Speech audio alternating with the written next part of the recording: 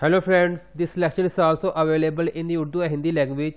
If you want to watch in the Urdu and Hindi language, you can take the link in the description of this video. Today our topic is why and how to use timer with data register D in Mr. Bushy PLC. This is the lecture number 13 and don't forget to subscribe our channel and also like and share our video with your friends. Our first question, why we use timer with data register? The answer is for getting multiple time delay for one timer. Okay, if we want to take many time delay from one timer, we have to use data register with timers. Example, let's take example. When sensor X1 on, then Y1 must be on after 10 seconds, and when sensor X2 on, then Y1 must be on after 20 seconds, and when sensor X3 on, then Y1 must be on after 30 seconds. Okay, listen, this is one example. Y1 is our one output and there are three input, so in shape of sensor. So let's come on the software and make a project, simple project, and FX CPU over PLC series. PLC type is FX3U, and this is a ladder diagram. So we will make one timer with a data register using three inputs. So first we will use X01 as a X01 sensor, and we will use move command, MOV, and K100 is for 10 seconds and D0 is our data register. Okay, and insert a rows. X02 is our other sensor, and use move command, and K200 means 20 seconds because we will use 100 millisecond timer. So D0 is our data register. X03 is our last sensor, and we will use move command and K300 for 30 seconds. D0 our data register. Okay, and now you use your timer. So same input we will use X01 and use timer T0. T0 is timer of 100 millisecond base time, and D0 as a data register. Okay, this is our data register.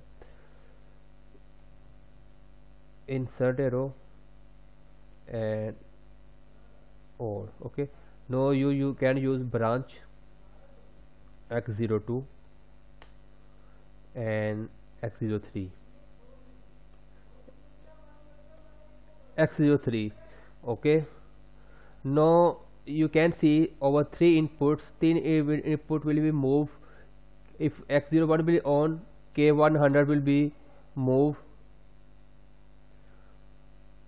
When X1 sensor will be on, it will move K100 value to D0 and also on our timer.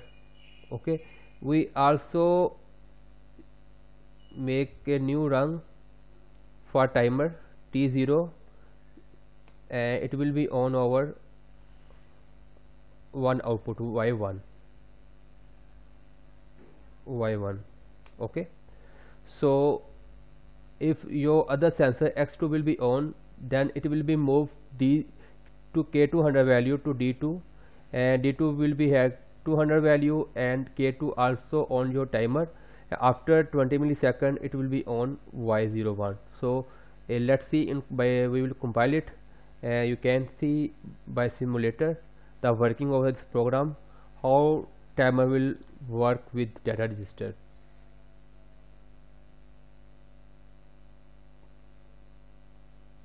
Minimize it. Okay, first condition is if X1 on, then delay should be 10 seconds. If X2 on, delay should be 20 seconds. If X3 on, then delay should be 30 seconds. So let's see.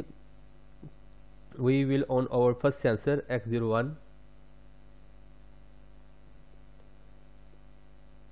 you can see all value D0 value have K 100.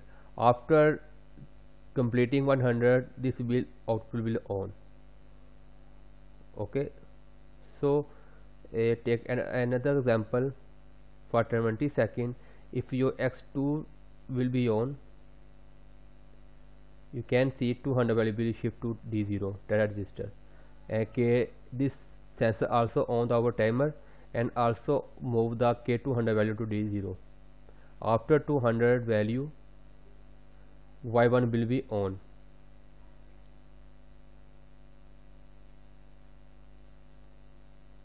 Okay, and now last one is you can also on our X03 on. You can see no KT100 value is shift to D0. After 30 seconds, your output will be on as your condition in your lecture. Okay, last one. So you can see after 300 value, because this timer is 100 millisecond base time.